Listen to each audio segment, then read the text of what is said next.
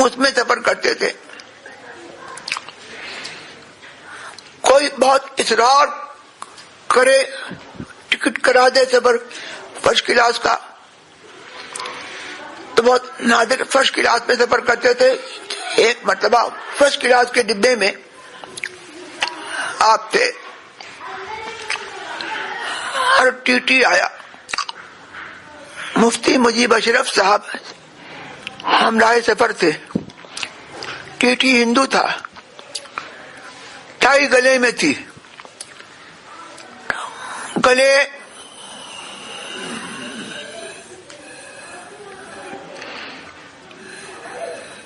Tie پکڑ کر کے کھینچ لی. اب وہ ہیبت کے مارے حضرت کے ہاتھ میں ٹائی اور وہ ٹی ٹی سر جھکا کر کے بالکل ہینگ ہو گیا, لٹک گیا. اب پوچھا کہ یہ کیا ہے بتاؤ. تو اس نے بڑی مشکل سے بتایا, کہا کہ یہ مفتی مجیب حسین نے کہا کہ حضرت یہ ہندو ہیں. کہا کہ ہندو ہو یا سندھو ہو. کہا کہ یہ تم گلے میں پہنے ہو یہ کراس ہے. کہا کہ ہے. کہا کہ یہ عیسائی اس عقیدے سے گلے میں ڈالتے ہیں کہ وہ سمجھتے ہیں کہ حضرت عیسیٰ علیہ السلام کو یہودیوں نے پھانسی دی, سولی پہ لٹکایا اور انہیں شہید کیا. اس کی یادگار میں یہ ٹائی کا پھندا کراس ڈالتے ہیں, سلیب لٹکاتے ہیں اور کراس کا نشان بناتے ہیں. اس نے مانا. کہا کہ صاحب ہم کیا کریں, ملازمت ہے. کہا کہ ایسی ملازمت کیوں کرتا ہے جو تیرے مذہب کے خلاف ہے. یہ تیرے مذہب میں یہ چیز نہیں ہے تو ایسی ملازمت کیوں کرتا ہے. وہ بہت متاثر ہوا اور یہ ان کا معاملہ, اس میں کسی کی روح رعایت نہیں. غریب ہو, امیر ہو, جاگیردار ہو, بڑے منصب والا ہو, جو بھی ہو, خلاف شرع اگر کوئی بات کہتا فوراً اس کو منع ٹوکتے تھے. اور غربا پروری اور غریب نوازی کا عالم یہ تھا کہ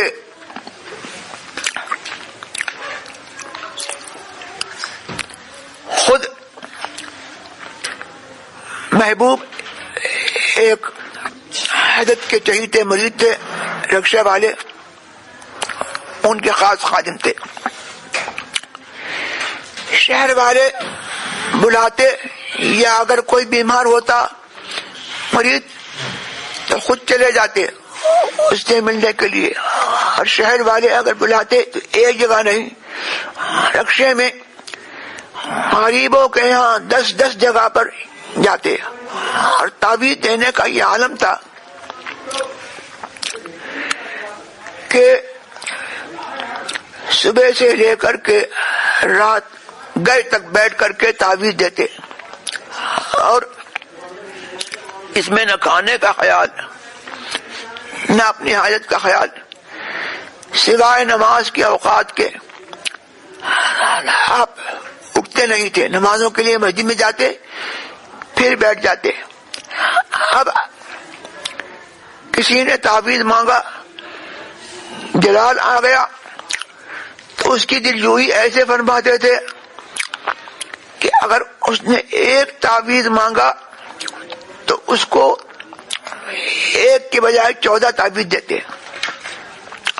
اور لوگ یہ سمجھتے کہ یہ کرتے کیا ہیں سوائے تعویذ دینے کے. لیکن اسی تعویذ دینے میں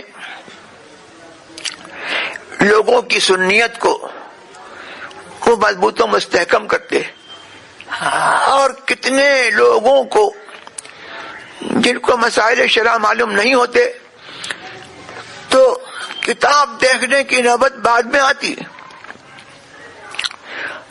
حضرت کی زبان سے، حضرت کے عمل سے پتہ لگ جاتا کہ مسئلہ شرع یہ ہے. اور بعض مرتبہ کتابوں سے فیصلہ نہیں ہوتا، منقع نہیں ہوتا، حضرت کا عمل دیکھ لیتے تو پتہ لگتا کہ قول فیصل جو کتابوں میں غیر منقع ہے وہ حضرت کے عمل سے معلوم ہو گیا کہ قول فیصل اس مسئلے میں یہ ہے. اور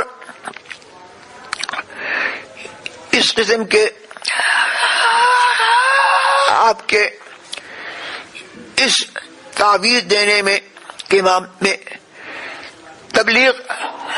اس تبلیغ میں عوام بھی شریک تھے، اور بڑے بڑے علماء وہ بھی آتے، خدمت میں بیٹھتے اور ان کے مسائل بھی حل کرتے، اور ان کو بھی جو ہے علمی فیض اور علمی استفادے کا موقع ملتا. اور پھر رات کی تنہائی میں جو مفتیان کرام رضوی دارالفتہ میں دن بھر میں جو فتوے لکھتے ان کو دیکھتے، اور علامہ ضیاء المصطفیٰ قادری رضوی امجدی کہتے ہیں کہ وہ فتویٰ سیکھنے کے لیے آئے تو میرے ساتھ بھی یہ دستور تھا، علامہ کے ساتھ بھی یہ دستور کہ یہ مسئلہ کہاں ہے دیکھو، بتاتے نہیں تھے. اور اس میں ان کی ایک حکمت پوشیدہ تھی جو ہم نے اس وقت نہیں سمجھی لیکن بعد میں سمجھی. لیکن علم کے استحضار کا یہ عالم تھا کہ مفتیوں کے ان فتووں کے بنڈل ایک ایک فتوے کو دیکھتے اور ایک ایک فتوے پر اپنی طرف سے اضافہ کرتے.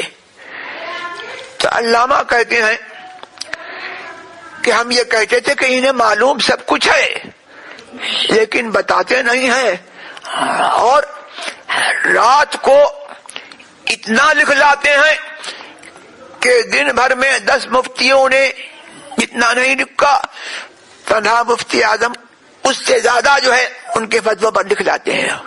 یہ ان کے استحضار کا عالم تھا اور یہ ان کے حافظے کا عالم تھا، اور ان کے کشف کا بھی عالم جو تھا وہ بہت زبردست تھا. قاضی عبد الرحیم صاحب رحمت اللہ علیہ ایک مرتبہ ہمراہ سفر ہو لیے، ان کے کچھ معمولات تھے، وظیفہ پڑھتے تھے. اب سفر ایسا ہوا، دن کہیں، رات کہیں، شام کہیں، صبح کہیں، تو دل میں کہنے لگے اچھا سفر ہوا کہ مجھے اپنا وظیفہ پڑھنے کی نوبت نہیں آتی. حضرت نے فرمایا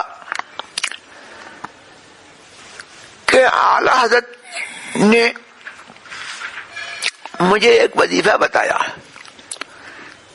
کہ اگر دن بھر کے تمہارے وظائف کسی وجہ سے چھوٹ جائیں